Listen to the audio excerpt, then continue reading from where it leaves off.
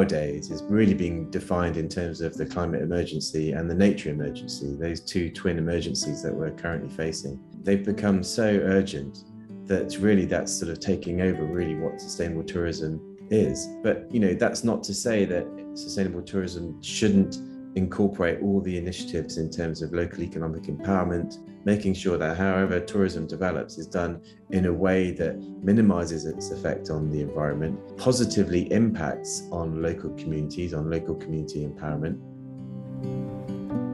I think in trying to address the issue of over-tourism, I think destinations have seen that everyone has to work together. These local stakeholders, if you like, everyone has to work together to come up with solutions for dealing with over-tourism, because we've seen how destructive it can be, not just in terms of the experience of visitors, in terms of the overcrowding, but also the experience of the residents, and seeing people coming into their home and seeing it completely changed. And whether that's through increase in house prices, or increasing use of resources, or whether the infrastructure can't cope with the number of tourists, there's many different issues.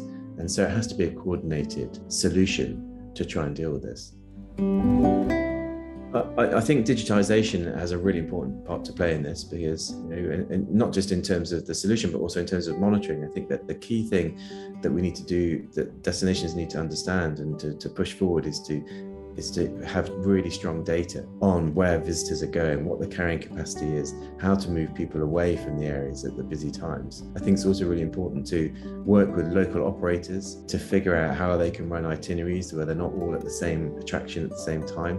And also really fundamentally is to work with the residents, include them in decision making about, and see how can it benefit residents as well as the tourists. So there's more of a harmonious link between the two.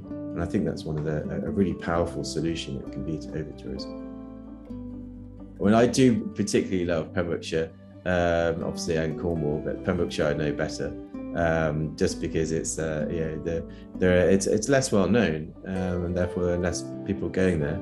But I also love going to the Pyrenees, in the French-Spanish Pyrenees, and going down there by train is such a glorious way to travel.